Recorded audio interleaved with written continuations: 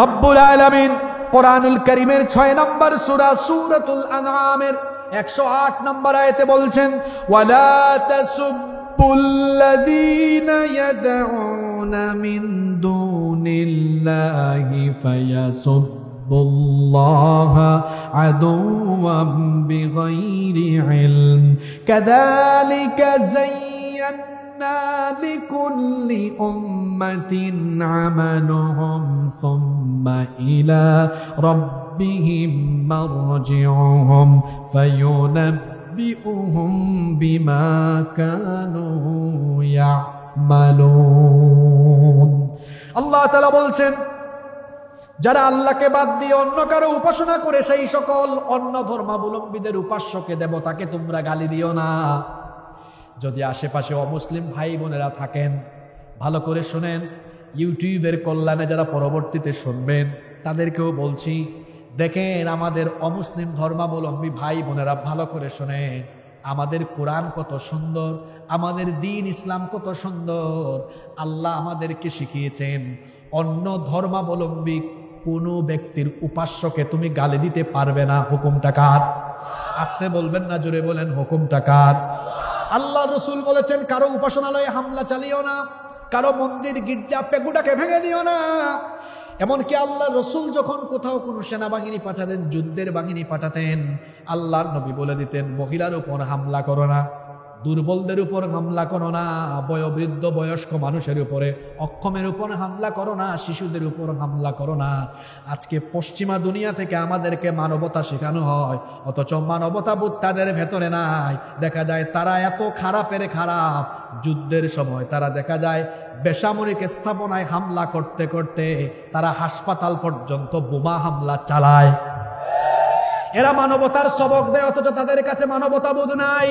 পৃথিবীতে মানবাধিকার প্রতিষ্ঠা করেছেন মুহাম্মদ, আমরা বলি সাল্লাল্লাহু আলাইহি ওয়াসাল্লাম। মানবাধিকার সর্বপ্রথম তার হাত ধরেই প্রতিষ্ঠা হয়েছে।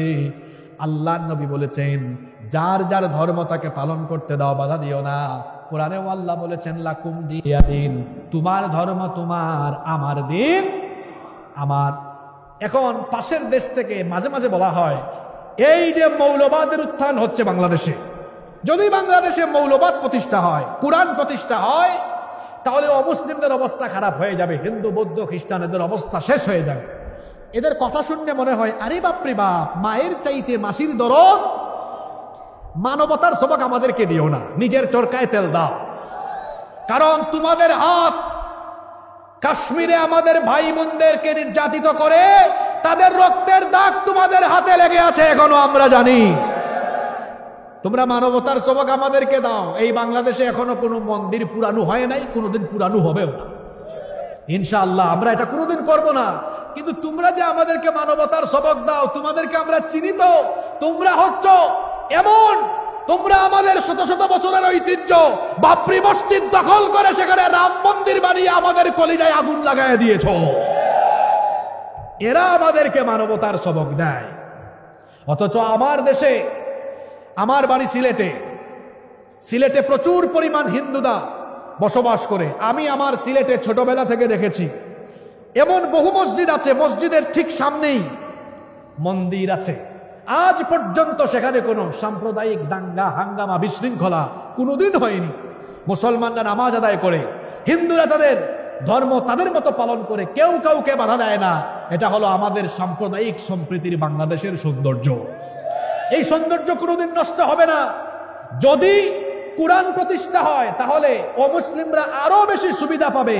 তার কারণ হলো, মায়ের কোলে শিশু যেমন নিরাপদ, মায়ের কোলে শিশু যেমন নিরাপদ, ইসলামী রাষ্ট্রে মুসলমানদের কাছে অমুসলিমরাও তেমন নিরাপদ। এজন্য আমাদের অমুসলিম ভাই বোনদেরকে আমরা বলবো, মানব কল্যাণে আল্লাহর আইন প্রতিষ্ঠা হলে আপনাদের কোনো দুঃখ থাকবে না, আপনারা আরো আরামে থাকবেন ইনশাআল্লাহ। কষ্ট হচ্ছে নাকি আপনাদের? নাম্বার 9, মানব কল্যাণে কেন আল্লাহর কোরআনের আইন দরকার? কোরআনের আইন যদি প্রতিষ্ঠা হয়ে যায়, তাহলে স্বাধীনভাবে মত প্রকাশের স্বাধীনতা থাকবে। আপনার গলা কেউ চেপে ধরবে না, এই যে আমি আজকে মনের শান্তিতে কোরআনের তাফসীর করতে পারতেছি, পুলিশ এসে নোটিশ দেয় না, পুলিশ এসে গ্রেফতারের জন্য দাঁড়ায় আছে না, কিন্তু পুলিশ আসে নিরাপত্তা দিচ্ছে। কিন্তু আমরা গত কয়েক বছর দেখেছি বক্তৃতায় উঠছি এমন বহু মাহফিলে নাহমাদু শেষ করতে পারি নাই, পুলিশ বলেছে হুজুর নেমে যান, উপরের আদেশ আছে না নাই? তো স্বাধীনভাবে আমরা কথা পর্যন্ত বলতে পারি নাই। আল্লাহর আইন, কোরআনের আইন প্রতিষ্ঠা হয়ে গেলে মানুষের জবানকে চেপে ধরা হবে না, কারণ জন্মগতভাবে মানুষকে যিনি স্বাধীনতা দিয়েছেন তিনি কে? এই স্বাধীনতা খর্ব করার অধিকার কারো? যে যার মত প্রকাশ করবে, তার মতো চলবে, এটা তার স্বাধীনতা। আল্লাহই তো স্বাধীনতা দিয়ে রেখেছেন, নইলে আপনি আমি কি নামাজ আদায় না কইরা এক বেলা খাবার খাইতে পারতাম নাকি? একদম আল্লাহ শেষ করে দিতেন। আল্লাহ স্বাধীনতা দিয়ে দিয়েছেন, মান শাআ ফালইউমিন ওয়া মান শাআ ফালইয়াকফুর, যার ইচ্ছা ঈমান আনুক, যার ইচ্ছা কুফরি করুক। বলেন তো আল্লাহ কি শুধু ঈমানদারকে খাওয়ান, বেঈমানকে কি আল্লাহ খাওয়ান না? আসতে বলবেন না, জোরে বলেন, আল্লাহ কি বেঈমানকে খাওয়ান না? বরং মাঝে মাঝে দেখা যায় আল্লাহ ঈমানদারের চাইতে বেঈমানদের আরো বেশি খাওয়ান।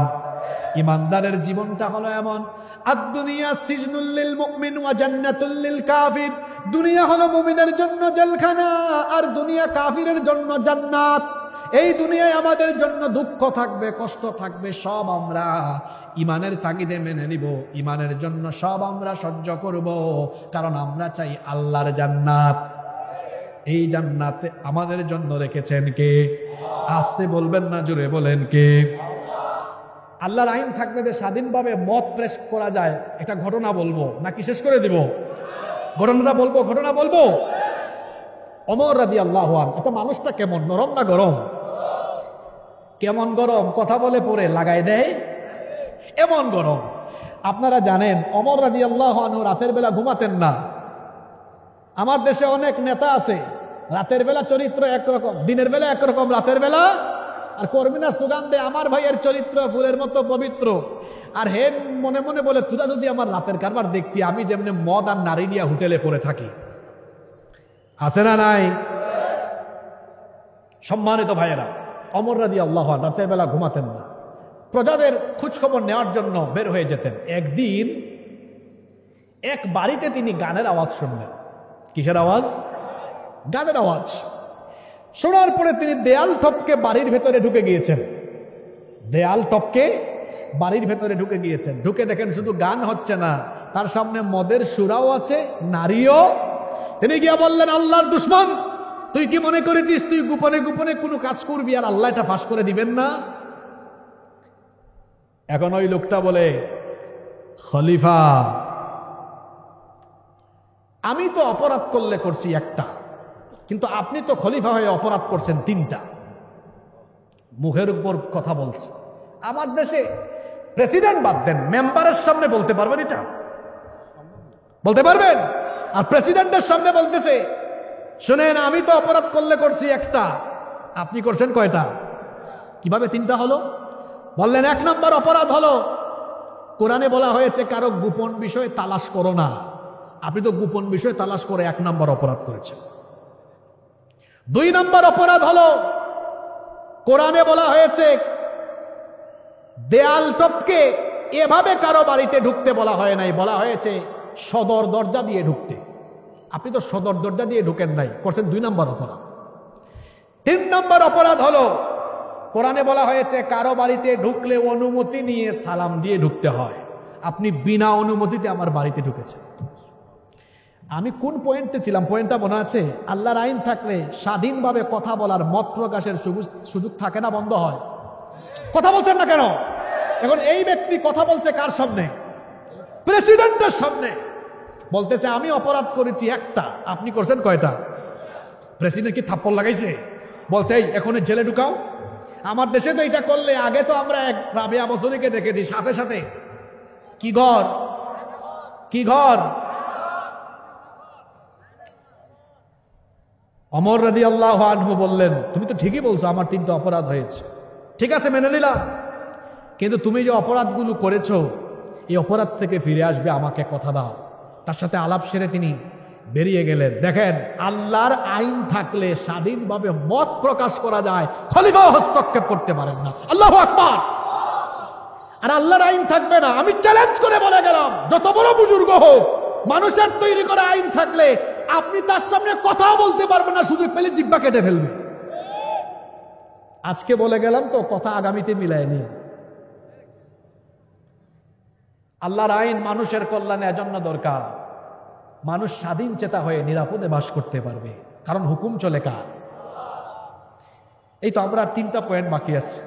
মোনাজাতের আগে উঠবেন না তো? যারা আছে এরা রিয়েল শ্রোতা, পাক্কা শ্রোতা, এরা অ্যাক্টিভ। এবার আমি বলি, এটা আগে ঘোষণা দিতে চাইছিলাম, ভাবলাম আগে ঘোষণা দিলে সবাই অ্যালার্ট হয়ে যাবে। আলোচনার পরে যারা এই 12টা পয়েন্ট শুধু পয়েন্ট সংক্ষেপে বলতে পারবে, আমি নিজে তাদেরকে এই ডায়াসে এনে পুরস্কার দিয়ে যাবো আজকে। রেডি তো সবাই? প্রস্তুত হয়ে যান। এখন বাকি 9টা, আগের 9টা কিন্তু আর রিভিশন দিব না, এখন আপনার জেহেনে আপনি নিয়ে আসেন এগুলো। নাম্বার 10, 10 নম্বরে চলে আসছি। মানব কল্যাণে আল্লাহর আইন কেন দরকার? মানুষের কল্যাণে আল্লাহর আইন এজন্য দরকার, যদি আল্লাহর আইনকে গ্রহণ করা হয় সমাজে অপরাধ আর থাকবে না, অপরাধের কবর হয়ে যাবে। অপরাধ আর থাকবে না। অপরাধের কি হবে বলছি? সবাই মনোযোগ দিয়ে শোনেন। একটা উদাহরণ দেই, জাস্ট বুঝে ফেলবেন। 71 সালে বাংলাদেশ স্বাধীনতা লাভের পরে 2025 কত বছর হলো? 54 বছর। জোরে বলেন কত বছর? আবু সাইদের এলাকার মানুষ তো এভাবে কথা বলার কথা না। কত বছর? 54 বছর। চাচারা না হয় টায়ার্ড হয়েছেন, যুবকরা তোমাদের কি হয়েছে? বিয়ের আগে এনার্জি এরকম কমে গেল কেন? হ্যাঁ, যুবক ভাইরা আছে না ঘুমায় গেছে? স্বাধীনতার কত বছর হলো দেখি তো, মাথায় হিসাবটা আছে কিনা। এই 54 বছরের মধ্যে ক্ষমতায় বেশি সময় থেকেছে পুরুষ না নারী? বলেন, পুরুষ না নারী? দেখি হিসাব কেমন রাখেন বলেন তো। 2 মহিলা মোট কত বছর? আমার কাছে আছে হিসাব, প্রায় 32 বছর। কত বছর? 30-এর উপরে। 30-এর উপরে 32 বছর। এখন 54 থেকে 32 বাদ দেন, থাকে কত? যদি বলেন 2 জন ভাগাভাগি করে 32, আর 22 বছর আমরা 1-2 জন না, বহুজন, মানে আমরা পুরুষরা।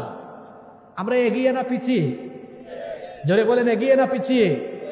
অনেকে ভাবতেছে হুজুর এখন কি বলতে পারে, শুনেন কি বলবো। 32টা বছর নারীরা ক্ষমতায় থাকলো, এমন কি এমন এমন পদ, এট এ টাইম সরকার দলীয় নেতা, বিরোধী দলীয় নেতা 2 জনই নারী, স্পিকারও নারী, স্বরাষ্ট্রমন্ত্রী নারী, শিক্ষামন্ত্রী নারী। আমি কিন্তু নারী অধিকারের বিরুদ্ধে বলবো না, আগে শুনেন বলতে চাচ্ছি কি সেটা শুনেন। এট এ টাইম সরকার দলীয় নেতা, বিরোধী দলীয় নেতা, স্পিকার, শিক্ষামন্ত্রী, স্বরাষ্ট্রমন্ত্রী সব নারী। এবার আপনারা আমাকে জবাব দেন দেখি, নারীরা 32 বছর এত ক্ষমতা পাওয়ার পরেও বাংলাদেশে ধর্ষণ কি বন্ধ হয়ে গেছে নাকি? জোরে বলেন, বন্ধ হয়ে গিয়েছে? নারীরা ক্ষমতায় থাকা সত্ত্বেও কলেজে, ইউনিভার্সিটিতে আমার বোনদের শ্লীলতাহানি হয়েছে, ধর্ষণের মতো ঘটনা ঘটেছে। তাহলে বোঝা গেল নারীরা ক্ষমতায় থেকেও নারী নির্যাতন বন্ধ করতে পেরেছে? কিয়ামত পর্যন্ত পারবে? কেন? আইনটা আসলে কার? আরেকজন বলে আল্লাহ। তালে বেতাল হয়ে গেছে। আইনটা কার? এখন মানুষের আইনের নমুনাটা কেমন হয় শুনেন। এই যে গত কয়েক মাস আগে মাগুরায় আমার ছোট্ট বোন 8 বছরের, ভুলে গেলেন নাকি তার কথা? আসিয়া, মনে আছে? আমার বোনকে নরপিশাচের দল নির্মম ভাবে ধর্ষণ করলো। আমার বোনটা হাসপাতালে কাতরাতে কাতরাতে দুনিয়া ছেড়ে চলে গেল। এখন এই ধর্ষকগুলো বিচার হয়েছে না এখনো বেঁচে আছে? কথা বলছেন না কেন? কথা বলেন, কথা বলেন। এবার শুনেন, মানুষের তৈরি করা যে আইন থাকার ফলে আমার ধর্ষিতা বোন কবরে যায় আর তার ধর্ষক বেঁচে থাকে, সেই আইনের মুখে আমি লাথি মারি। মানুষের তৈরি করা যে আইন থাকার ফলে ধর্ষক বছরের পর বছর ফুলের মালা দিয়ে রাস্তায় রাস্তায় ঘুরে, সে আইনের মুখে আমি ঝাড়ু নিক্ষেপ করি। 32 বছর নারীরা ক্ষমতায় থেকেও নারী নির্যাতন বন্ধ করতে পারে নাই। আমার রসুলকে আল্লাহ এমন এক অজ্ঞতা, বর্বরতা, নিষ্ঠুরতা সমাজে পাঠিয়েছেন। এরা তো আরো খারাপ। মেয়ে জন্ম নিলেই কি করেছে? জীবিত পুঁতে ফেলেছে। রাস্তাঘাটে শাক সবজি মাছ যেভাবে কেনা বেচা হয়, নারীদেরকে তারা কিনে কিনে বিবাহ শাদী ছাড়া পণ্যের মতো ভোগ করেছে। সেই সমাজে আল্লাহর নবী এসে আল্লাহর দেওয়া কোরআনের আইনের ভিত্তিতে নারীকে এমন মর্যাদা দিলেন, বললেন কারো ঘরে মেয়ে জন্ম নিলে মেরে ফেলো না, এটাকে আদর দিয়ে ভালোবাসা দিয়ে লালন পালন করো। করলে কি হবে? 2টা আঙ্গুল দেখায় বললেন কিয়ামতে আমার সাথে এইভাবে এক জান্নাতে থাকবে। বাজারে তারা মাছ সবজির মতো নারীকে কেনা বেচা করতো। আমার রসুল বললেন খবরদার, মোহরানা দিয়ে রানীর মতো মর্যাদা দিয়ে ঘরে নিয়ে আসো। বিয়ে করার পরে তুমি নবাবজাদা নসরুল্লাহ আর তোমার বউয়ের সাথে তুমি দাসীর মতো আচরণ করবা, খবরদার। তার সাথে সদাচার উত্তম আচরণ করো। তোমাদের মধ্যে সেই সবচেয়ে ভালো যে তার বউয়ের কাছে ভালো। বলেছেন কে? মুহাম্মদ সাল্লাল্লাহু। তাহলে বলেন, শত শত বছর ধরে নারীদের উপরে চলা নির্যাতন আল্লাহর দেওয়া আইনের ভিত্তিতে এর কবর রচিত হলো কি হলো না? আল্লাহর রসুলের সময় নারীরা মর্যাদা পেল। আজ আমার বাংলাদেশে আমার 8 বছরের বোন আসিয়া ধর্ষিতা হয়, নুসরাত, তনু আরো শত শত বোনেরা কলেজে বিশ্ববিদ্যালয়ে লাঞ্ছিত হয়, রাস্তাঘাটে ইফটিজিং হয়, তাদেরকে টিজ করা হয়, ধর্ষিত হয়। নারীরা ক্ষমতায় থেকেও নারী নির্যাতন বন্ধ করতে পারে নাই। 54 বছরের মধ্যে 32 বছর তারা ক্ষমতায় থেকেছে, পারে নাই। কিয়ামত পর্যন্ত পারবে না। নারীর ক্ষমতা প্রতিষ্ঠার জন্য মানুষের তৈরি করা আইনকে লাথি দিয়ে ফেলে দাও, আল্লাহর কোরআনকে গ্রহণ করে দাও। ঘুমাই গেছেন নাকি? আমার সাথে আপনারা একমত না দ্বিমত? নাম্বার 11 নম্বর, মানুষের কল্যাণে আল্লাহর আইন এজন্য দরকার। আজকের আলোচনার সবচেয়ে সুন্দর 2টা পয়েন্ট আমি শেষে রাখছি। আচ্ছা বলেন তো, খাবার দাবার খাইলে প্রথম দিকের খাবারটা বেশি মজা লাগে না শেষেরটা মজা লাগে? দেখেন না, একদম প্লেট চেটে পুটে খায়, আঙ্গুল টাঙ্গুল চেটে খায় না? কারণ সব খাবারের একটা, এটাকে কি বলে, নির্যাস ওই শেষে থাকে, মজাও লাগে বেশি। এজন্য আজকের আলোচনার 12টা পয়েন্টের সবচাইতে আকর্ষণীয় 2টা পয়েন্ট রেখেছি আলোচনার শেষে। আমাকে কি আপনারা 5-7 মিনিট সময় দিবেন? 11 নম্বর, মানব কল্যাণে আল্লাহর আইন এজন্যই দরকার। আল্লাহর আইন যখন প্রতিষ্ঠা থাকে তখন সেই সমাজ বা রাষ্ট্রে শাসক শোষক হয় না, সে তখন সেবক হয়ে আল্লাহর জাহান্নামের ভয়ে দায়িত্বকে বুঝা মনে করে মানুষের জন্য অকাতরে তাকে বিলীন করে দিয়ে থাকে। 2টা ঘটনা বলি। প্রথম ঘটনাটা বলবো আমার রসুলের জীবনী থেকে। আল্লাহর রসুল সাল্লাল্লাহু আলাইহি ওয়াসাল্লাম দড়ি দিয়া বুনা একটা খাটিয়ার মধ্যে শুয়ে আছেন।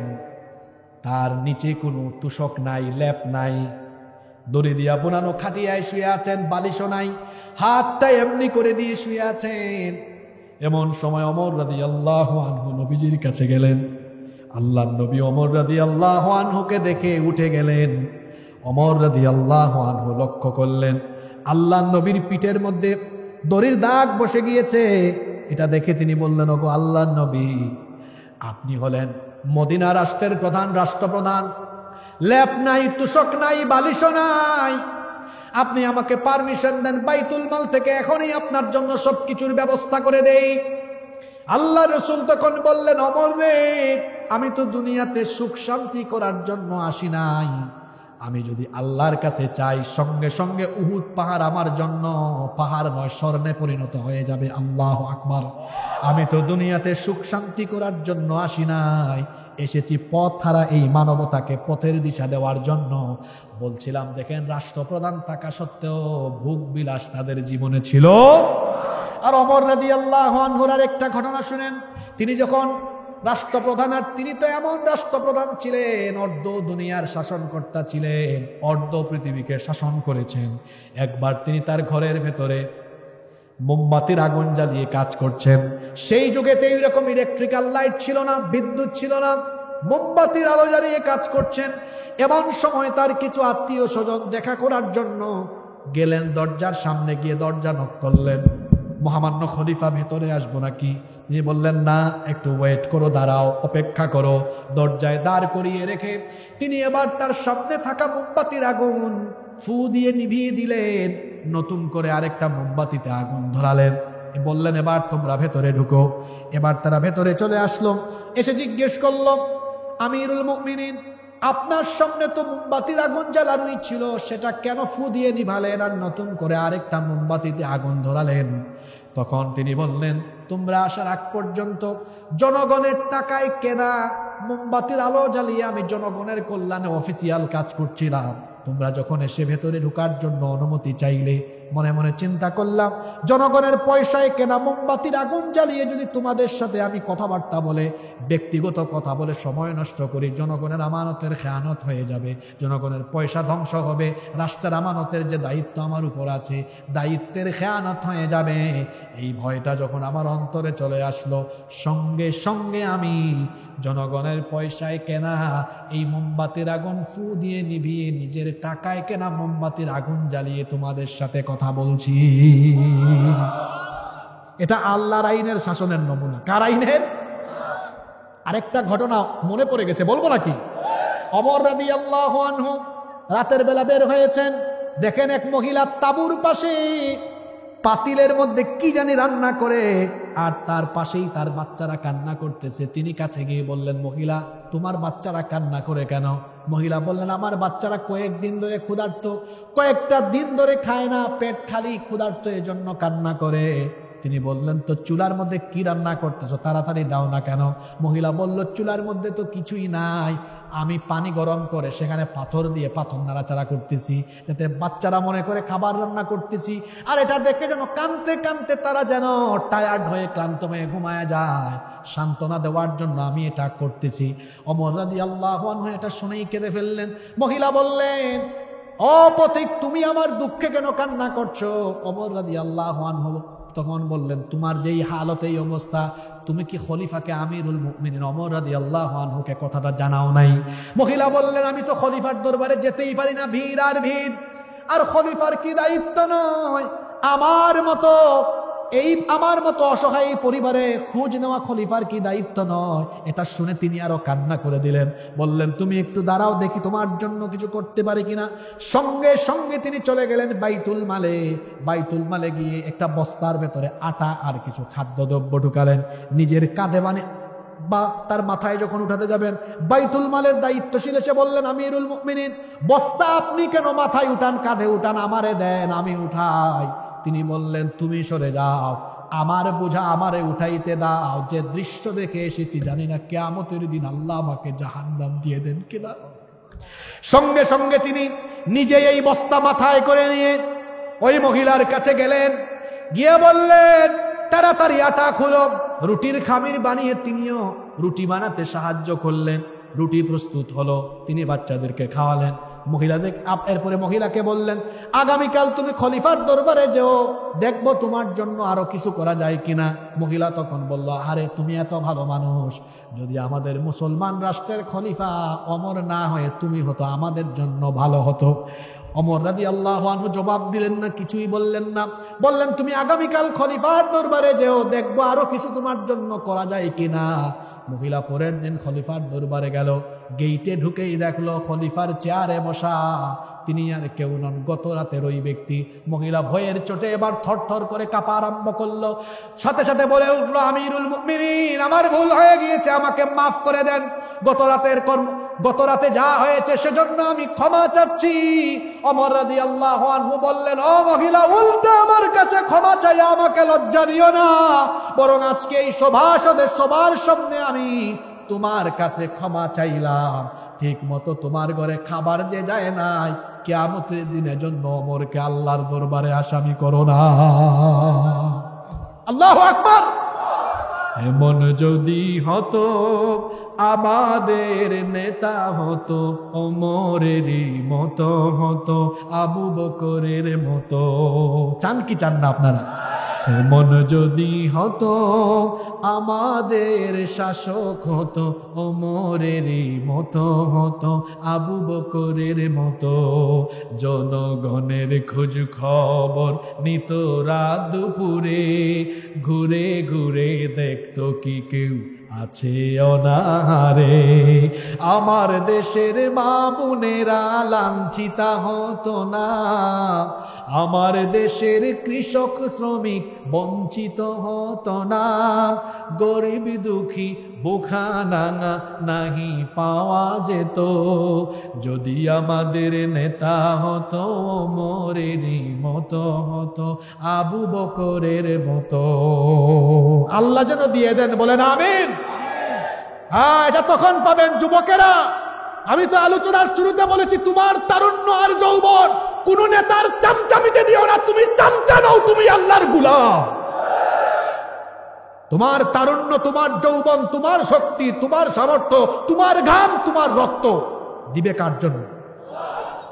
প্রেস্টিজিয়াস পারসন হও, পার্সোনালিটি বৃদ্ধি করো। যখন ইউনিভার্সিটিতে পড়তাম, বিশ্ববিদ্যালয়ে পড়ার সময় দেখতাম অনেক ছেলেরা সে পড়ে ইউনিভার্সিটিতে অনার্সে মাস্টার্সে, আর সে অশিক্ষিত নেতার পিছনে চামচামি করে ঘোরাফেরা করে। এরকম আপনার এলাকায়ও থাকতে পারে। তোমার লজ্জা নাই? তোমার শরম করে না? লজ্জা লাগে না? তুমি বিশ্ববিদ্যালয়ে পড়ো, অশিক্ষিত নেতার সামনে পিছনে চামচামি করো। তুমি যদি মিছিল দাও, স্লোগান দাও, সংগ্রাম করো, ওই অশিক্ষিত নেতা নেত্রীর জন্য নয়, তোমার রবের দিন কায়েমের জন্য করো। আর কেমনে বুঝাবো আপনাকে? এর চেয়ে বোঝানোর ভাষা আমার আর জানা নাই। আমার কথায় কষ্ট পেয়েছেন? শেষ পয়েন্টে চলে এসেছি। আল্লাহর আইন কেন দরকার মানব কল্যাণে? কারণ মানুষের কল্যাণে আল্লাহর আইন যে দরকার, এই আইন মানুষের জন্য প্রয়োজন। এই স্লোগান আমার আপনার আগে তুলেছেন মুহাম্মাদুর রাসূলুল্লাহ সাল্লাল্লাহু আলাইহি ওয়াসাল্লাম। শুধুমাত্র নামাজের দাওয়াত দেওয়ার জন্য তিনি আসেন নাই, শুধু ইবাদতের কথা বলার জন্য, জিকির আজকারের তালিম দেওয়ার জন্য আল্লাহ তাকে পাঠান নাই। তাহলে আল্লাহ তাআলা তাকে কেন পাঠালেন?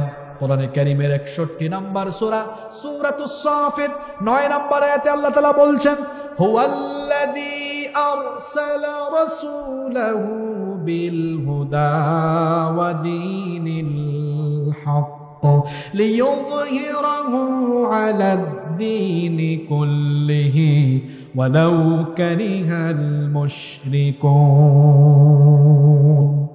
তিনি হচ্ছেন সেই সুমহান সত্তা যিনি তার রাসূলকে হেদায়াত আর দ্বীনে হক দিয়ে পাঠিয়েছেন। কেন? লিইয়ুযহিরাহু আলাদ-দীনি কুল্লিহি, দুনিয়ার সমস্ত পথ মত তন্ত্র মন্ত্র সবকিছুর মূলোৎপাটন করে আল্লাহর জমিনে তিনি যেন আল্লাহর আইন প্রতিষ্ঠা করেন, এই দায়িত্ব নবীজিকে দিয়ে পাঠিয়েছেন কে? আমার নবী মসজিদের ইমাম ছিলেন, আবার রাষ্ট্রেরও ইমাম ছিলেন। আমার হাতে যে কোরআন, নবীজি আরকাম রাদিয়াল্লাহু আনহুর বাড়িতে দারুল আরকাম প্রতিষ্ঠান করেছেন। নবীজির জীবনী পড়বেন, সেখানে সাহাবীদেরকে কোরআন তালিম দিয়েছে। এই কোরআন আবার মসজিদে নববীতে তেলাওয়াত করে নামাজে ইমামতি করেছেন। আবার একই কোরআন দিয়ে তিনি মদিনার রাষ্ট্রকে 1-2 বছর নয় 10 বছর পরিচালনা করে দুনিয়ার ইতিহাসে সর্বশ্রেষ্ঠ রাষ্ট্রনায়ক হিসাবে দৃষ্টান্ত রেখে গিয়েছে। আমরা মুহাম্মাদুর রাসূলুল্লাহ বলেন সাল্লাল্লাহু আলাইহি ওয়াসাল্লামের সেই পথ মত আদর্শকে অনুসরণ করে আমরাও সেই পথের পথিক হয়ে আল্লাহর রাসূলের আদর্শ জমিনে বাস্তবায়ন করতে চাই কি চাই না? জোরে বলেন, চাই কি চাই না? কারা কারা চান না একটু হাত তুলেন তো। ওই দেখেন আল্লাহর কুতুব কয়েকজনকে পাওয়া গেছে, এরা ঘুমের ঠেলায় শেষ। যে জুলুম মুক্ত বাংলাদেশের জন্য রংপুরের সন্তান আবু সাঈদ স্বপ্ন দেখে জীবন দিয়েছে, সেই স্বপ্ন স্বপ্নই থেকে যাবে যদি মানুষের তৈরি করা আইন চলতেই থাকে। আপনি বিগত 54 বছরের হিস্ট্রি একটু দেখেন না, যে যতবার সুযোগ পেয়েছে মানুষের কল্যাণের কথা বলে নিজেরা লুটপাট করে খেয়ে আঙ্গুল ফুলে কলা গাছ হয়েছে। মানবতার কল্যাণের জন্য মানুষের তৈরি করা আইন আমাদেরকে মুক্তি দিতে পারবে না। এজন্য মানুষের তৈরি করা আইনকে লাথি দিয়ে বঙ্গোপসাগরে নিক্ষেপ করে আল্লাহর কোরআনের আইনকে আমরা গ্রহণ করে নিব। আল্লাহর কোরআনের বাইরে কোনো মুক্তি নাই। থামেন, শুরুতেই স্লোগান দিয়ে টায়ার্ড হয়ে যায় না। ওই যে ঠিক কিনা ঠিক কিনা এগুলো আমার আলোচনায় বলবো না আমি। আপনারা স্লোগানও দিয়েন না, কথাগুলো শুনেন, বার্তাগুলো নিয়ে যান, আল্লাহ কবুল করেন। মানুষের মুক্তির জন্য কার আইন দরকার? এক নাম্বার কারণ হলো আল্লাহর কিতাবে, আল্লাহর এই আইনের কিতাবে কোনো ভুল। আপনি যখন কোনো বই পড়বেন দেখবেন সেই বইয়ের শুরুতেই লেখক, রচয়িতা বা সংকলক বা সম্পাদক তাদের নিজেদের দুর্বলতা বা অপারগতা প্রকাশ করেন। বলেন এখানে যদি কোনো টাইপিং মিস্টেক হয় অথবা কোনো ইনফরমেশন গ্যাপ হয় আমাদেরকে জানাবেন, পরবর্তী সংস্করণে এটা আমরা ঠিক করে দিব। কিন্তু বলেন তো আপনাদের প্রত্যেকের বাড়িতেই তো কোরআন আছে, কোরআনের শুরুতে কি এমন কোনো কথা আছে নাকি আমার বান্দারা কোরআন পড়তে গিয়ে যেখানে কোনো ভুল ভ্রান্তি পাবা আমাকে জানাইও, পরে আমি ঠিক করে দিব, এমন কোনো কথা কি কোরআনের ভেতরে আছে নাকি? আশ্চর্য কথা, এমন কথা কেমনে থাকবে? কারণ যিনি এই কোরআন নাজিল করেছেন তিনি তো সকল প্রকার দুর্বলতা, অক্ষমতা, ত্রুটি থেকে মুক্ত। আমার সেই সুমহান সত্তা রব্বুল আলামিন এই কোরআন নাজিল করে একেবারে শুরুতেই এই কিতাবের ব্যাপারে আমাদেরকে জানিয়ে দিলেন। যারা পারেন আমার সাথে তেলাওয়াত করেন, যালিকাল কিতাবু লা রাইবা ফীহি হুদাল লিল মুত্তাকিন। This is the book, the most authentic and original book in this world, whereof there is no doubt about it, and it's a guidance for those who are muttaqin. এটা এমন কিতাব এর ভেতরে সন্দেহ আছে এ ব্যাপারেও কোনো সন্দেহ করা যায় না। আল্লাহু আকবার। কেন আমাদের জন্য আল্লাহর আইন দরকার? তার কারণ হলো মানুষ আইন বানাতে গেলে সে ভুল করতে পারে, ভুলে যাওয়ার সম্ভাবনা আছে। মানুষ তো এমন, সকালে যা বলে বিকেলে তা ভুলে যায়, কিংবা রাতে তা ভুলে যেতে পারে, অথবা আজকে ভুল করবে আগামীকাল আবার সেটা ঠিক করবে। কিন্তু এই কোরআন যিনি নাজিল করেছেন সেই আমার রব, তিনি কোনো কিছু ভুলেও যান না, আবার তিনি কখনো কোনো ভুলও করেন না। এজন্য রব্বুল আলামিন কোরআনে কারীমের বায়ান, রব্বুল আলামিন কোরআনে কারীমের 20 নম্বর সূরা সূরাতুত তাহা এর 52 নম্বর আয়াতের শেষাংশে বললেন, মুসা নবী বলেছিলেন আমার রবের পরিচয় হলো লা ইয়াদিল্লু রাব্বি ওয়া লা ইয়ানসা। আমার রব তিনি ভুলেও যান না, ভুল করেন না, তিনি কখনো পথ থেকে, সঠিক পথ থেকে বিচ্যুত হন না। যিনি আগের পরের সব খবর জানেন এবং যিনি সকল প্রকার দুর্বলতা, অক্ষমতা থেকে মুক্ত। সবাই বলেন তো তিনি কে? আজকে আমার ভাই একটা আইন বানালেন, 5 বছর পরে আমি যদি ক্ষমতা পাই আমি এই আইনটাকে এমন ভাবে সংশোধন করব যাতে আমার দল, আমার লোকজন, আমার দলের পক্ষে এটা থাকে, আমি যেন ক্ষমতায় থাকতে পারি।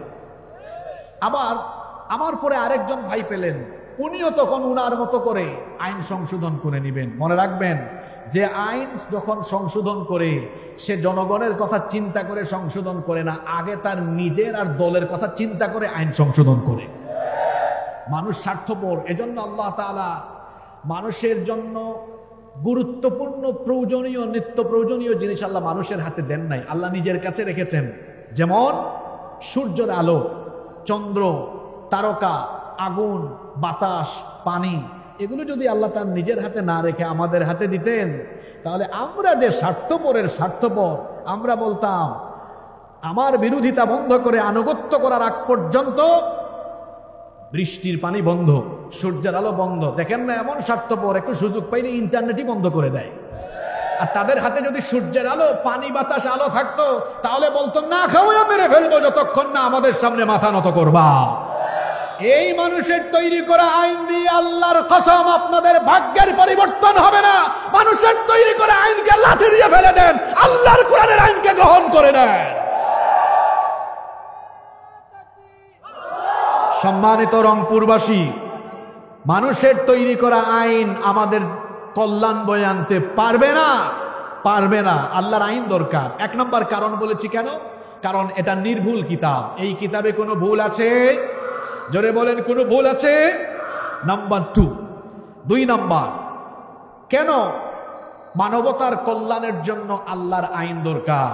একটু আগে আমার ভাই আখতার হোসেন খুব চমৎকার বক্তব্য দিয়েছেন এবং রিজিকের চমৎকার এক ডেফিনেশন তিনি দিয়েছেন। রিজিকের ডেফিনেশন আসলে এটাই। এই যে আমি এখন কথা বলতে পারছি, এই যে একটা সুন্দর পরিবেশে আয়োজক কমিটি পুলিশের কাছে গিয়ে পারমিশন নেওয়া ছাড়া আয়োজন করেছেন, এটাও কিন্তু রিজিক। কারণ 2-3 বছর আগে আপনারা মাহফিল আয়োজন করতে হলে জুতার তলা হাঁটতে হাঁটতে ক্ষয় হয়ে গিয়েছে। এই যে এখন কি কারো কাছ থেকে পারমিশন নেওয়া লাগছে নাকি? এটাও রিজিক। এটাও কি রিজিক? তো আমি বলছিলাম কেন মানুষের কল্যাণে আইন দরকার। আসলে সবার আগে মানুষের পেট ঠান্ডা করা দরকার। পেট ঠান্ডা করা দরকার না? আপনার সামনে খাবার থাকবে, নামাজেরও ওয়াক্ত হয়ে গেছে, তখন মাসালা কি? আপনি কি আগে খাবেন না আগে নামাজ আদায় করবেন? আগে খাবেন, না খাইলে তো নামাজে মনোযোগও থাকবে না। শোনেন, 54টা বছর ধরে আমার দেশ বড় নির্যাতিত। গরিব মানুষের গরিবী হালত গেল না, দুঃখী মানুষের দুঃখ কষ্ট গেল না। এখনো মানুষ, অনেক এলাকার মানুষ ঠিকমতো খাইতে পারে না। এখনো মানুষ দারিদ্রতার করাল গ্রাসে নিমজ্জিত। আমাদের দারিদ্রতা কমলো না, বেকারত্ব গেল না, কর্মসংস্থান হলো না। আমাদেরকে অনেকে অনেক সময় বলে যে হুজুরদের অবদান কি? হুজুরদের অবদান কি? আমাদের কথা তো আপনি মানবেন না, তাহলে নেন এবার আল্লাহর কোরআন থেকে অর্থনৈতিক ফর্মুলা। এটা যদি মেনটেন করতে পারেন, 10 বছর পরে বাংলাদেশে আপনি হারিকেন দিয়ে খুঁজেও একজন গরিব মানুষ খুঁজে পাবেন না। সেই ফর্মুলা আমার দেওয়া নয়, সেই ফর্মুলা যাকাতের ফর্মুলা। এটা দিয়েছেন কে? কেন মানুষের কল্যাণে আল্লাহর আইন দরকার? 2 নম্বর কারণ হলো, আল্লাহর আইন গ্রহণ করার ফলে যদি যাকাত ব্যবস্থাপনা প্রতিষ্ঠিত হয়ে যায়, আল্লাহ তাআলা বলছেন এটা তো মুমিনদের দায়িত্ব হয়ে যাবে। সূরা হজের মধ্যে আল্লাহ তাআলা বলছেন, যারা পারেন আমার সাথে তিলাওয়াত করেন, আল্লাযীনা ইম্মাক্কান্নাহুম ফিল আরদি আকামুস সালাতা ওয়া আতাউয যাকাতা ওয়া আমারু বিল মা'রুফি ওয়া নাহাউ আনিল মুনকার ওয়ালিল্লাহি আকিবাতুল উমুর। কোরআনে কারীমের 22 নম্বর সূরা সূরাতুল হাজর 41 নম্বর আয়াতে রব্বুল আলামিন বলছেন, এই জনপদে যদি আমি মুমিনদেরকে রাষ্ট্র ক্ষমতা দান করে দেই, তাহলে তারা 4টা কাজ করবে। এর মধ্যে প্রথম কাজ হলো আকামুস সালাত, তারা সালাত কায়েম করবে, সালাত প্রতিষ্ঠা করবে। 2 নম্বর হলো ওয়া আতাউয যাকাত, 2 নম্বর কাজই হলো তারা রাষ্ট্রীয়ভাবে যাকাতকে প্রতিষ্ঠা করে দিবে, যাকাত আদায় করবে। আমরা অনেক সময় অনেক মানুষকে ভালো কাজের পরামর্শ দিতে গিয়ে বলি, ভাই নামাজ রোজা ঠিক মতো করো, কিন্তু আপনি আল্লাহর কালাম এই কোরআন পড়লে দেখবেন কোরআনে কারিমে নামাজের সাথে রোজার কথা বলা হয় নাই। যেখানেই আছে নামাজের কথা সেখানেই আছে যাকাতের কথা, যেখানেই দেখবেন নামাজের কথা সেখানেই আছে যাকাতের কথা। এই যাকাত রাষ্ট্রীয়ভাবে যদি উত্তোলন করে বন্টন করে দেওয়া হয়, দারিদ্রতার অভিশাপকে যিনি দূর করে দিবেন তিনি কে? ওকে ফাইন, মনোযোগ আছে? কিভাবে বাংলাদেশে যাকাত দেওয়া হয়? বেশিরভাগের যাকাতই হয় না, 98% জনের যাকাত হয় না। যাকাত দেয় কিভাবে? শাড়ি লুঙ্গি বিতরণ করে, মানুষ ডেকে এনে 200 টাকা 300 টাকা 500 টাকা যাকাত দেয়। এরকম সিস্টেম কে আপনাকে শিখালো? হ্যাঁ, যাকাতের উদ্দেশ্য হলো যাকে যাকাত দিবেন সে আর ভবিষ্যতে যাকাত খাবে না, ওখান থেকেই তার বেকারত্ব চলে যাবে। ফর্মুলা কি? আচ্ছা, রাষ্ট্রীয়ভাবে প্রতিষ্ঠার আগে আপনারা একটু উদ্যোগ নিতে পারবেন না? মানব কল্যাণ যুব সংগঠন, আসেন ফর্মুলা শেখাই। মনে করেন এই গ্রামে নেশাব পরিমাণ সম্পদের মালিক আছেন 20-30 জন, তাদের সকলের যাকাতের টাকা উত্তোলন করে দেখা গেল সর্বমোট হয়েছে 2 লক্ষ টাকা। খুব খেয়াল করে শোনেন, শুনতেছেন? এই কথাগুলো এখন যেগুলো বলছি এগুলো সচরাচর সব মাহফিলে আপনি শুনবেন না, এগুলো একাডেমিক আলোচনা, কিন্তু আপনাদের বুঝার জন্য বলি। এই মানব কল্যাণ সংগঠন মনে করেন এই এলাকার 30-40 জন থেকে যাকাতের অর্থ কালেকশন করে সর্বমোট পেল 2 লক্ষ টাকা। কত টাকা? এই 2 লক্ষ টাকা যদি আপনি জনপ্রতি যদি 500 করে দেন, তাহলে সর্বমোট 400 মানুষকে দিতে পারবেন। কিন্তু আমার বাবার, আমার ভাইয়েরা, আপনারা বলেন তো, জনপ্রতি 500 টাকা করে 400 জন মানুষের মধ্যে 2 লক্ষ টাকা বন্টন করলে প্রত্যেকেই কি ধনী হয়ে যাবে? গরিবী হালত দূর হয়ে যাবে? এখন যদি 2 লক্ষ টাকা 400 জনকে না দিয়ে একজন বিধবা বোনকে একটা সেলাই মেশিন কিনে দিলেন, আরেকজনের সংসার চলে না, একটা অটো রিক্সা অথবা ভ্যান কিনে দিলেন, আরেকজনের হালের বলদ কিনে দিলেন, আরেকজনকে একটা টঙের দোকান করে দিলেন, 2 লক্ষ টাকায় 4 জনকে যদি এইরকম কাজের ব্যবস্থা করে দেন, এই পরিবারগুলো সুন্দরভাবে চলবে। এই পরিবারগুলো আগামী বছর আর জাকাত খাওয়ার মতো পরিস্থিতিতে থাকবে? এটা তো বলেছি এক গ্রামের উদাহরণ। এবার আপনি শোনেন, এতগুলো মিনিস্ট্রি আছে, যখন জাকাত মিনিস্ট্রি থাকবে আর ইসলামী অর্থনীতিতে বিশেষজ্ঞগণ যখন সেই মিনিস্ট্রিকে পরিচালনা করবেন, সারা দেশের মুসলমানদের সম্পদের হিসাব সরকারের কাছে থাকবে, আর বছর শেষে নিসাব পরিমাণ সম্পদের মালিক যারা আছেন তাদের ঘরে, তাদের বাড়িতে মোবাইলে SMS চলে যাবে, আপনার এত টাকা জাকাত এসেছে 2025-26 অর্থ বছরের, আপনি আমাদের অফিসে সংশ্লিষ্ট ব্যাংকে অথবা এখানে জমা দিয়ে দেন। আমি তো জাকাতের উপরে আমার আলাদা করে গবেষণা আছে, আর্টিকেল আছে। আমি হিসেব করে দেখেছি, বাংলাদেশ থেকে প্রপার ওয়েতে জাকাত যদি উত্তোলন করা যায়, উসুরের হিসাব তো বাদ, শুধু জাকাতের কথা বলছি, তাহলে কমপক্ষে কয়েক লক্ষ হাজার কোটি টাকা উত্তোলন করা যাবে। বুঝানোর জন্য ছোট করে একটা উদাহরণ দেই। মনে করেন বাংলাদেশে এই বছর জাকাত উত্তোলন করা হলো সর্বমোট 1,40,000, মানে সহজ কথায় 140,000 কোটি টাকা। জোরে বলেন তো কত হাজার কোটি? এটা কিন্তু অল্প টাকা, এই রংপুর আর রাজশাহী দিয়ে কাম সারা হয়ে যাবে, কিন্তু বুঝানোর জন্য বলতেছি কত, 140,000 কোটি টাকা। ক্যালকুলেটরে আপনি পরে মিলাই দেখিয়েন, 140,000 কোটি টাকা, এটাকে ডিস্ট্রিবিউট করা যাবে 70 লক্ষ যুবকের মধ্যে। গভর্নমেন্ট যদি এবার 64 ডিস্ট্রিক্ট থেকে 70 লক্ষ বেকার, যাদের চাকরি নাই, ব্যবসা নাই, কিছুই নাই, এইরকম 70 লক্ষ বেকার যুবককে ঢাকায় নিয়ে প্রত্যেকের হাতে 2 লাখ টাকার চেক দেয়, জোরে বলেন কয় লাখ? আরো জোরে, কয় লাখ? কি বেকার ছেলেরা খুশি না বেজার?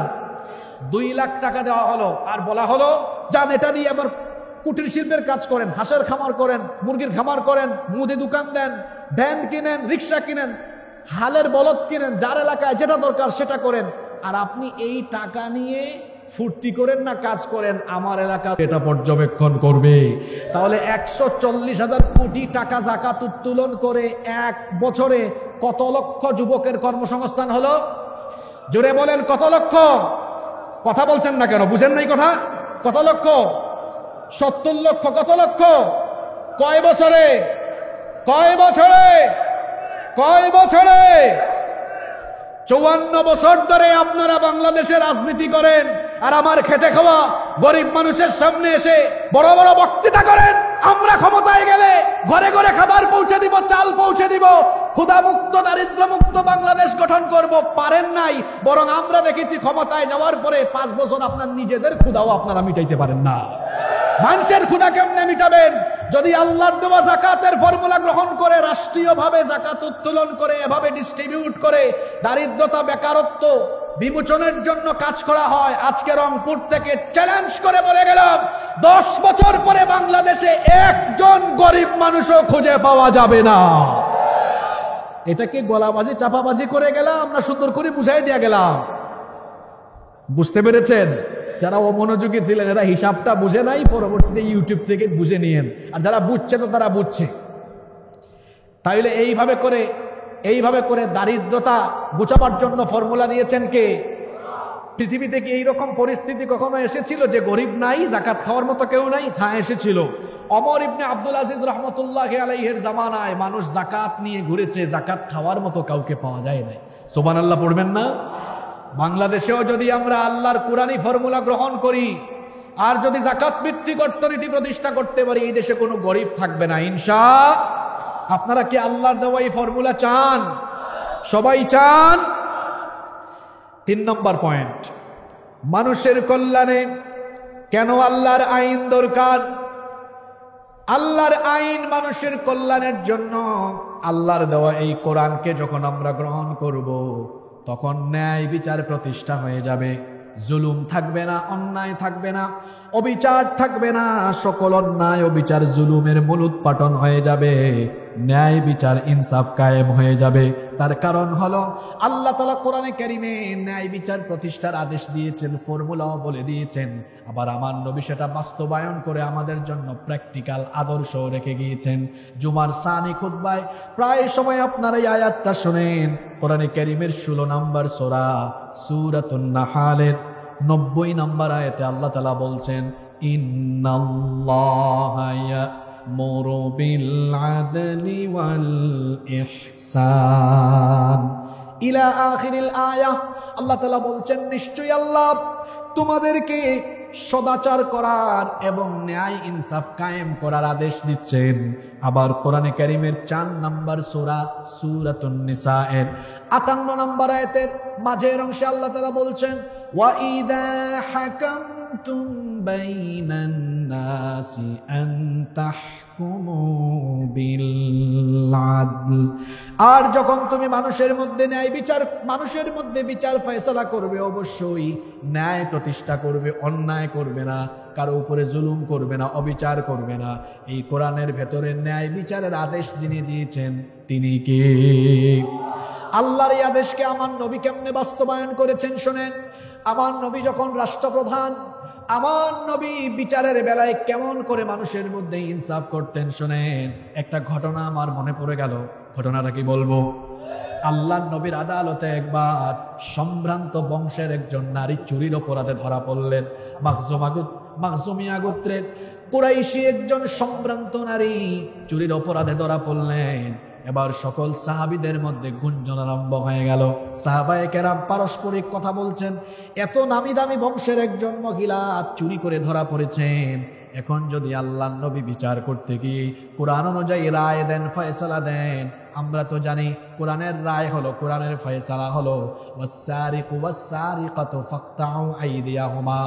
চুরি করে ধরা পড়লে, প্রমাণ হয়ে গেলে, সে পুরুষ হোক মহিলা হোক, চোর বা চুন্নি, হাত কেটে দিতে হবে। আদেশটা কার? আসতে বলবেন না, জোরে বলেন, হুকুমটা কার? সাহাবারা পরামর্শ করছেন যদি আল্লাহর এই বিধানকে বাস্তবায়ন করা হয় তাহলে ওই বংশের মান সম্মান ইজ্জত নষ্ট হয়ে যাবে, বংশে মর্যাদা টিকায় রাখা দরকার। সাহাবীরা পরামর্শ করছেন নবীজির কাছে একটু সুপারিশ নিয়ে যাওয়া উচিত, যেন নবীজি রায় দেওয়ার সময় রায়টা একটু হালকা করে দেন। কিন্তু কে নবীর কাছে সুপারিশ নিয়ে যাবেন? কারো কোনো সাহস হয় না। সাহাবারা পরামর্শ করছেন। অবশেষে সাহাবীরা বললেন, ওগো আমাদের ভাই উসামা, তুমি নবীজির কাছে যাও, কারণ নবী তো তোমাকে মহব্বত করেন। তুমি নবীজিকে গিয়ে সুপারিশ করো, এই মহিলার বেলায় রায় দিতে গিয়ে বিচারের রায়টা যেন একটু হালকা করে দেওয়া হয়। উসামা ইবনে যায়েদ রাদিয়াল্লাহু আনহু তিনি নবীজির কাছে যখন এই সুপারিশ নিয়ে গেলেন, সঙ্গে সঙ্গে আল্লাহর নবী সকল সাহাবীদেরকে ডাকলেন, ডেকে বললেন, ও আমার সাহাবীরা, এত বড় দুঃসাহস কি করে তোমরা দেখালে? আল্লাহর দেওয়া বিধান, আল্লাহর দেওয়া আইনের বিপরীতে দাঁড়ানোর এত বড় স্পর্ধা কি করে দেখালে? সাহাবীরা রে শোনো, আজকে যদি আদালতে ওই সম্ভ্রান্ত বংশের নারী না হয়ে আমার নিজের কলিজার টুকরা মেয়ে ফাতেমা হতো, বিচার করতে গিয়ে আমি আমার মেয়ের দিকে নজর দিয়ে আমি দয়া মায়া দেখাতাম না, বরং ন্যায় বিচার প্রতিষ্ঠা করে হাত কাটার রায় দিয়ে ওই দায়িত্ব জল্লাদের হাতে সুপর্দ না করে আমি বাপ হয়ে নিজের মেয়ের হাত নিজেই কেটে ফেলে দিয়ে ন্যায় বিচার প্রতিষ্ঠা করতাম। আল্লাহু আকবার বলতে পারলেন না? রংপুরের মানুষ ঘুমায় গেল নাকি? এই হলো ন্যায় বিচার, যে আমার নিজের মেয়ে হলেও আমি বাদ দিব না। আর আমার দেশে আমরা দেখেছি মানুষের তৈরি করা আইন দিয়ে বিচার চলে, তার দলের লোক বহু অপরাধ করলেও বিচার করে না। আমরা কি মানুষের আইন চাই না আল্লাহর আইন চাই? আল্লাহর আইন কেমন শোনেন, আল্লাহর আইন কেমন শোনেন। রাষ্ট্রপ্রধানও জোর করে তার পক্ষে রায় নিতে পারে না। ঘটনা মনে পড়ছে আরেকটা, বলবো? ঘুমাই গেছেন নাকি? সাইয়েদিনা আলী ইবনে আবি তালিব রাদিয়াল্লাহু আনহু তিনি যখন খলিফা, একদিন তিনি বাজারে গেলেন। বাজারে গিয়ে দেখলেন এক খ্রিস্টান লৌহবর্ম বিক্রি করছে। খেয়াল করে দেখলেন কিছুদিন আগে হারিয়ে যাওয়া লৌহবর্ম, এটা তার নিজের লৌহবর্ম, খ্রিস্টান লোকটা বিক্রি করছে। শুনতেছেন আপনারা? একজন খ্রিস্টান কি বিক্রি করছে? লৌহবর্ম। লৌহবর্ম মানে কি? ওই যে শত্রুর আঘাতকে মোকাবেলার জন্য, প্রোটেকশনের জন্য সেই যুগে এটা পরিধান করা হতো। যেভাবে এই যুগে বুলেট প্রুফ জ্যাকেট পরিধান করা হয়, ওই যুগে লৌহবর্ম পরিধান করা হতো। আলী রাদিয়াল্লাহু আনহু লক্ষ্য করলেন কিছুদিন আগে তার হারিয়ে যাওয়া লৌহবর্ম এই খ্রিস্টান বিক্রি করছে। তিনি কাছে গিয়ে বললেন, এই লৌহবর্ম তুমি কোথায় পেয়েছো? কোনো সাধারণ ব্যক্তি জিজ্ঞেস করছেন না, তিনি কিন্তু রাষ্ট্রপ্রধান। জোরে বলেন, তিনি কি? রাষ্ট্রপ্রধান, প্রেসিডেন্ট গিয়ে জিজ্ঞেস করছেন, এই লৌহবর্ম তুমি কোথায় পেলে? সে তখন বলল, এটা তো আমার, আমি বিক্রি করছি। তিনি বললেন, না, এটা হলো আমার, এটা হারিয়ে গিয়েছে, তুমি হয়তো এটা চুরি করেছো, নইলে কোথাও পেয়েছো, বলো কোথার থেকে এনেছো। সে বলল, না, এটা আমার। দুইজন যখন এভাবে বাদানুবাদ করলেন, তখন উভয়ে মনস্থ করলেন, ঠিক আছে, আমরা এবার কাজীর কাছে যাব, বিচারকের কাছে যাব। তখন উভয়ে বিচারকের কাছে গেলেন। সেই সময় প্রধান বিচারপতি ছিলেন কাজী শুরাইহ রাদিয়াল্লাহু আনহু। কেমন বিচারপতি ছিলেন, কেমন সাহাবী! ওমর রাদিয়াল্লাহু আনহুর জামানা থেকে মুয়াবিয়া রাদিয়াল্লাহু আনহুর জামানা পর্যন্ত 60 বছর প্রধান বিচারপতির দায়িত্ব পালন করেছেন। আল্লাহু আকবার! কত বছর? বিজ্ঞ বিচারপতি। তার কাছে যখন যাওয়া হলো, প্রধান বিচারপতি খ্রিস্টানকে জিজ্ঞেস করলেন, আচ্ছা, মামলাটা কি শুনি, বলো তো লৌহ বর্ম কার? খ্রিস্টান বলল, এটা আমার। এবার খলিফাকে জিজ্ঞেস করলেন, এই লৌহ বর্মটা আসলে কি তার না আপনার? খলিফা বললেন, এটা আমার। এখন জিনিস কয়টা? ঘুমায় গেলেন নাকি? জিনিস কয়টা? দাবিদার কয়জন? এখন বিষয়টা সহজ না কঠিন? এবার প্রধান বিচারপতি বললেন, ঠিক আছে খলিফা, আপনি যেহেতু বলছেন এই লৌহ বর্ম আপনার, এটার জন্য আপনাকে সাক্ষী হাজির করতে হবে। দেখেন কেমন বিচার, আল্লাহর কোরআনের আইন যে রাষ্ট্রে বা সমাজে চলে, বিচারটা কেমন হয়। রাষ্ট্রপ্রধানের মামলার জন্য সাক্ষীর দরকার হয়। আল্লাহু আকবার! প্রধান বিচারপতি বললেন, সাক্ষী লাগবে। তখন খলিফা বললেন, হ্যাঁ, আমার কাছে 2 জন সাক্ষী আছে। জুড়ে বলেন, কয়জন? প্রধান বিচারপতি বললেন, ঠিক আছে, তাহলে সাক্ষী নিয়ে আসেন। এবার খলিফা বললেন, আমার পক্ষে সাক্ষী হলো আমার ছেলে হাসান আর আমার ভৃত্য, আমার চাকর, এই 2 জন হলো আমার সাক্ষী।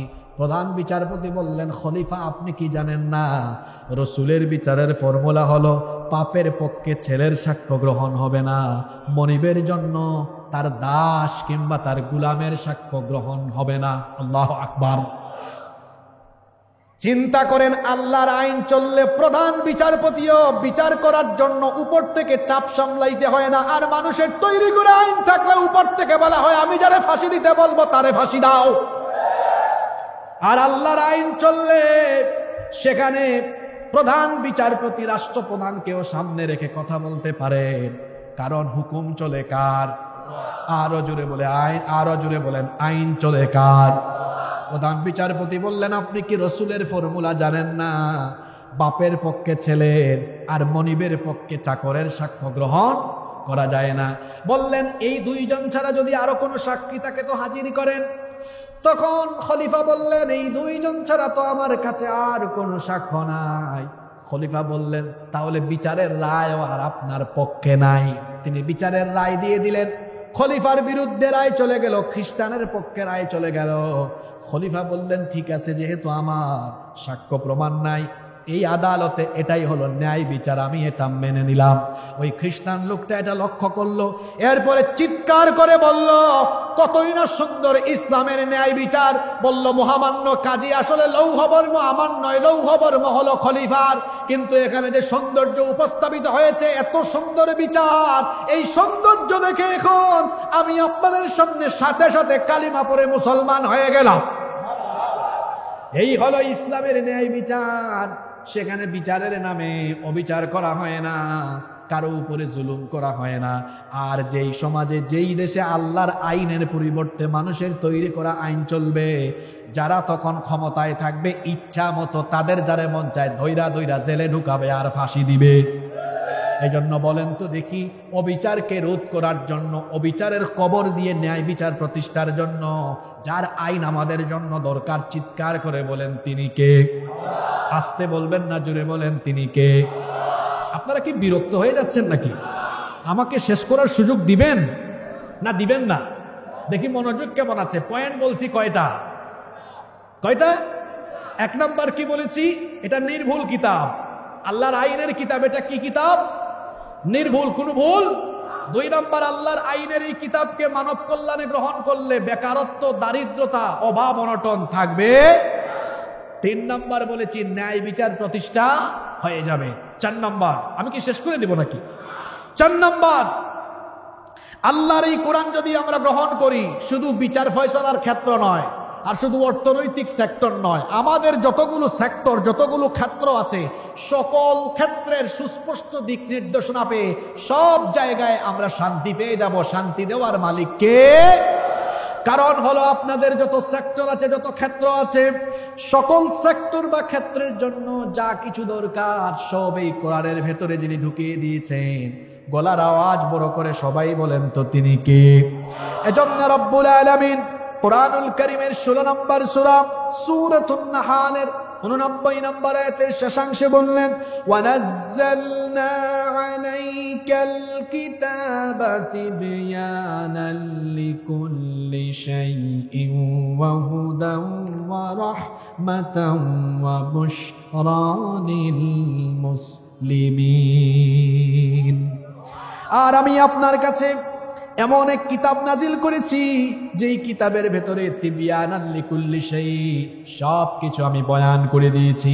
কোরআনে কারীমের 6 নম্বর সূরা সূরাতুল আনআমের 38 নম্বর আয়াতের শেষাংশে আল্লাহ তাআলা আরো বললেন, মা ফাররাতনা ফিল কিতাবি মিন শাইইন সুম্মা ইলা রাব্বিহিম ইউহশারুন। মা ফাররাতনা ফিল কিতাবি মিন শাই, এই কিতাবের ভেতরে আমি কোনো কিছু বাদ দেই নাই। তোমাদের ব্যক্তি, পরিবার, সমাজ, রাষ্ট্র, অর্থনীতি, রাজনীতি, পররাষ্ট্রনীতি, আন্তর্জাতিক নীতি, যুদ্ধনীতি, বন্দী নীতি, সন্ধি নীতি, তোমাদের জন্য যত ধরনের নীতি দরকার সব নীতির মূল নীতি কোরআনে যিনি ঢুকিয়ে দিয়েছেন তিনি কে? সব নীতির মূল নীতির নাম কি? আপনারা ক্লান্ত হয়ে গেছেন নাকি? মাহফিলের সিস্টেম একটু পাল্টান, আমাদেরকে আনান এত দূর থেকে।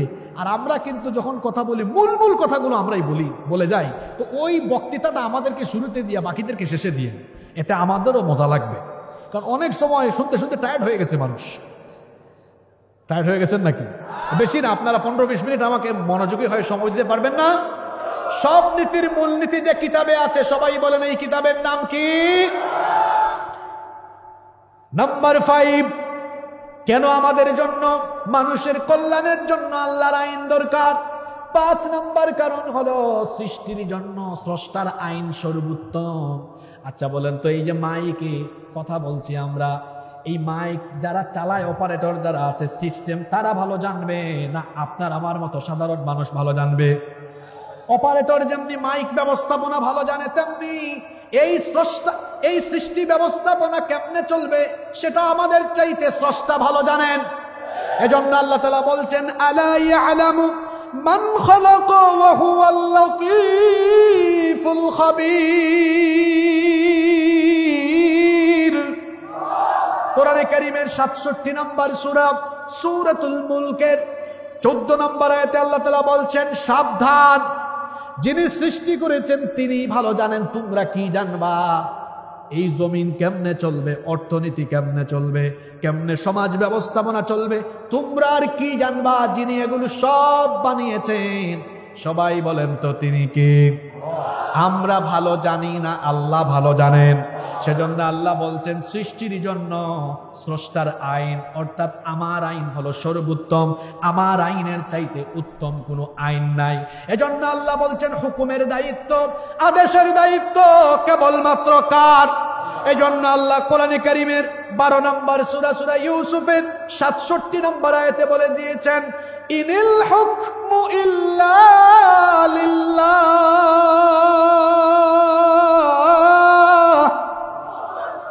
হুকুমের অধিকার একমাত্র কার? আলা লাহুল খালকু ওয়াল আমর, সাবধান, সৃষ্টি যার, হুকুম চলবে তার, আইন চলবে তার। আল্লাহর দেওয়া এই আইনকে যারা বাদ দিয়ে, যারা বিচার ফায়সালা কিংবা পরিচালন ব্যবস্থা আরম্ভ করবে, আল্লাহ এদের ব্যাপারে সূরা মাঈদার 1টা আয়াতে নয় 3টা আয়াতে আল্লাহ 3 রকম কথা বলেছেন। আল্লাহ তাআলা বলেছেন, ওয়ামান লাম ইয়াহকুম বিমা আনজালাল্লাহু ফাউলাইকা হুমুল কাফিরুন ফাউলাইকা হুমুল ফাসিকুন ফাউলাইকা হুমুদ যালিমুন। আর যারা আল্লাহর দেওয়া আইন অনুযায়ী বিচার ফয়সালা বা পরিচালন ব্যবস্থার নীতি গ্রহণ করে না, এরা হলো কাফের, এরা হলো জালেম, এরা হলো ফাসিক। কথা মোল্লার না আল্লাহর? আস্তে বলবেন না জোরে বলেন, কথাটা কার? মানুষের কল্যাণে, মানব কল্যাণে কেন আল্লাহর আইন দরকারের 6 নম্বর কারণ হলো আল্লাহর দেওয়া এই আইন ছাড়া মানুষের তৈরি করা যত আইন আছে সকল আইন হলো অন্ধকার। এগুলো মানুষকে আলোর পথ, মুক্তির পথ দেখাতে পারবে না। আল্লাহ নিজেই এটা কোরআনে বলে দিয়েছেন। কোরআনে কারীমের 5 নম্বর সূরা সূরাতুল মাইদা এর 50 নম্বর আয়াতে রব্বুল আলামিন বলছেন, আফা হুকমাল জাহিলিয়াতি ইয়াবগুন ওয়া মান আহসানু মিনাল্লাহি হুকমান লিকওমিন ইউকিনুন। আল্লাহ তাআলা বলছেন, তারা কি অন্ধকারাচ্ছন্ন জাহিলি আইন কানুন তালাশ করছে নাকি? সেটা তারা চায় নাকি? অথচ বিশ্বাসীদের জন্য আল্লাহর দেওয়া হুকুমের চাইতে উত্তম কোন হুকুম থাকতে পারে? রব্বুল আলামিন কোরআনুল কারীমের 28 নম্বর সূরা সূরাতুল কাসাসের 50 নম্বর আয়াতের শেষের দিকে বলেছেন, ওয়ামান আযাল্লু মিম্মান ইত্তাবা'a হাওয়াহু বিগাইরি হুদাম মিনাল্লাহ ইন্নাল্লাহা লা ইয়াহদিল কওমাল যালিমিন। আল্লাহ তাআলা বলছেন, তার চাইতে বড় গুমরাহ, তার চাইতে বড় পথভ্রষ্ট আর কে হতে পারে, যে আল্লাহর দেওয়া হেদায়েতের কিতাবকে বাদ দিয়ে অন্য কোন আইনকে গ্রহণ করে মুক্তির পথ খুঁজে। আল্লাহ বলছেন, তার চেয়ে গুমরাহ, তার চেয়ে পথভ্রষ্ট আর কে হতে পারে? ইন্নাল্লাহা লা ইয়াহদিল কওমাল যালিমিন। আর পথভ্রষ্ট হয়ে যারা জুলুমের পথ গ্রহণ করে নেয় তাদেরকে আল্লাহ হেদায়েতের পথ দেখান না। আল্লাহ বলেছেন, আমার দেওয়া আইনের কিতাব ব্যতীত যত আইন আছে সব আলোকিত না অন্ধকার? আস্তে বলবেন না জোরে বলেন, আলোকিত না অন্ধকার? আমাদের জন্য, মানুষের কল্যাণের জন্য কেন আল্লাহর আইন দরকার? তার 6 নম্বর কারণ হলো, কোরআনের আইন যদি প্রতিষ্ঠা না হয় তাহলে দেখা যাবে আল্লাহর কোরআনের অনেক আয়াত শুধুমাত্র কিতাবের পৃষ্ঠার ভেতরে বন্দী হয়ে থাকবে, বাস্তবায়ন কোনোদিন হবে। আপনারা ঘুমাই গেছেন নাকি? এই কথাটা কি বলছি ভালো করে শুনেন। যদি মানুষের কল্যাণে আল্লাহর আইন আমরা গ্রহণ না করি, কোরআনের বহু আয়াত কিতাবের ভিতরে বন্দী থাকবে, বাস্তবায়ন হবে না। বলবেন, হুজুর এগুলা কোন আয়াত? আচ্ছা বলেন তো, মুরতাদকে মৃত্যুদণ্ড দিতে হবে, এটা কি আপনাদের দায়িত্ব না সরকারের দায়িত্ব? এটা ইসলামী রাষ্ট্রের দায়িত্ব। তো এখন যদি ইসলামী রাষ্ট্রে আল্লাহর আইন গ্রহণ না করা হয় তাহলে এই আইন, এই আয়াত তো কিতাবের ভিতরেই থাকবে, বাস্তবায়ন কোনোদিন। চোর অপরাধ প্রমাণিত হলে হাত কেটে দিতে হবে, এটা কি আপনারা কাটবেন না সরকার কাটবে? তো সরকার যদি আইন গ্রহণ না করে তাহলে তো এই কিতাব, এর ভেতরেই এই আয়াত বন্দী হয়ে থাকলো, বাস্তবায়ন কোনোদিন হবে না। মানব কল্যাণে আল্লাহর আইন এজন্য দরকার, তার কারণ হলো আল্লাহর আইন যদি বাস্তবায়ন না হয় তাহলে অনেক আয়াত কিতাবের ভেতরেই বন্দী হয়ে থাকবে। আল্লাহ তো বলেছেন, তা'মুরুনা বিল মা'রুফ, তোমরা তো সর্বোত্তম জাতি, তোমরা সৎ কাজের আদেশ দিবে, অসৎ কাজে কি করবে? আদেশ। ভালো করে শোনেন, এই আয়াতটা কিন্তু অনেক জায়গায় অনেকবারই এসেছে। বলা হয়েছে আমাদের কথা, আমাদের ব্যাপারে বলা হয়েছে, আমার কথা, আপনার কথা, আমাদের কথা বলা হয়েছে। আল্লাহ বলছেন, কুনতুম খায়রা উম্মাতিন উখরিজাত লিন-নাসি তা'মুরুনা বিল মা'রুফি ওয়া তানহাউনা আনিল মুনকার। তোমরাই সর্বশ্রেষ্ঠ জাতি, তোমরাই সর্বোত্তম জাতি, তোমাদের দায়িত্ব, তোমাদেরকে মানুষের কল্যাণে বের করা হয়েছে, তোমাদের দায়িত্ব হলো তা'মুরুনা বিল মা'রুফ, তোমরা সৎ কাজে আদেশ দিবে, অসৎ কাজে নিষেধ করবে। এই কথা আল্লাহ আবার সূরা আলে ইমরানে এমনি করে বলছেন, ওয়াল তাকুম মিনকুম উম্মাতুন ইয়াদউনা ইলাল খায়রি ওয়া ইয়া'মুরুনা বিল মা'রুফি ওয়া ইয়ানহাউনা আনিল মুনকার ওয়া উলাইকা হুমুল মুফলিহুন। আর তোমাদের মধ্যে এমন কিছু মানুষ থাকবে যারা মানুষকে সৎ কাজের আদেশ দিবে, অসৎ কাজে নিষেধ করবে। কথা বুঝে থাকলে বলেন, সৎ কাজের অনুরোধ না আদেশ? কথা বলছেন না কেন? পিছন থেকে আওয়াজ হয় না, সৎ কাজের অনুরোধ না আদেশ? তো এখন আপনারা যে সর্বোত্তম জাতি, আপনারা কি আদেশের জায়গায় আছেন না অনুরোধের জায়গায় আছেন? জি, শুনি নাই, জোরে বলেন। কোন জায়গায় আছেন? আপনি কি চাইলেই দেশ থেকে সুদ ঘুষ দুর্নীতি বন্ধ করতে পারবেন? আপনারা আদেশ করতে পারবেন? আপনারা অনুরোধ করছেন কাদের কাছে? যারা ইসলাম পছন্দ করে না। আর আল্লাহ বলেছেন ইসলাম প্যাসেঞ্জারের সিটে থাকবে না, থাকবে ড্রাইভিং সিটে। মুসলমান অনুরোধ করবে না, আদেশের জায়গায় থাকবে।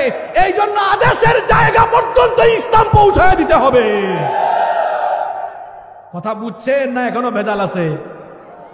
আল্লাহর আইন এই জন্য দরকার, এই জন্য দরকার, কারণ আল্লাহর আইন বাস্তবায়ন না হলে বহু আয়াত কিতাবের ভেতরেই থেকে যাবে। বাস্তবায়ন, মানব কল্যাণে কোরআনের আইনের দরকার, প্রয়োজনীয়তার উপরে কথা বলছি। দেখি তো একটু রিভিশন করি। 1 নাম্বার বলেছিলাম এটা কি কিতাব? মাশাআল্লাহ, কি কিতাব? নির্ভুল কিতাব।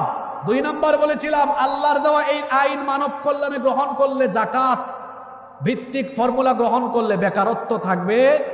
3 নাম্বার বলেছিলাম ন্যায় বিচার প্রতিষ্ঠা হবে। 4 নাম্বার বলেছিলাম এটা এজন্য দরকার এই কোরআনের ভেতরে সকল নীতির মূলনীতি আছে না নাই? 5 নাম্বার বলেছিলাম সৃষ্টির জন্য স্রষ্টার আইন দরকার। 6 নাম্বার বলেছিলাম কোরআনের আইন ছাড়া সকল আইন হলো অন্ধকার। তারপরে 7 নাম্বার বলেছি আল্লাহর আইন এজন্য দরকার, এটা বাস্তবায়ন না হলে বহু আয়াত কিতাবের ভেতরে থেকে যাবে, বাস্তবায়ন হবে না। কষ্ট হচ্ছে আপনাদের? আমি কি শেষ করব? নাম্বার 8, তো আমি শেষ পর্যায়ে আসতেছি ধীরে ধীরে। নাম্বার 8, মানব কল্যাণে, আজকে সংগঠন ও মানব কল্যাণের, মানব কল্যাণে কোরআনের আইন এজন্য দরকার। 8 নাম্বার কারণ, যদি মানব কল্যাণে আল্লাহর আইন গ্রহণ করা হয় সকল ধর্ম বর্ণের মানুষের অধিকার প্রতিষ্ঠা হবে।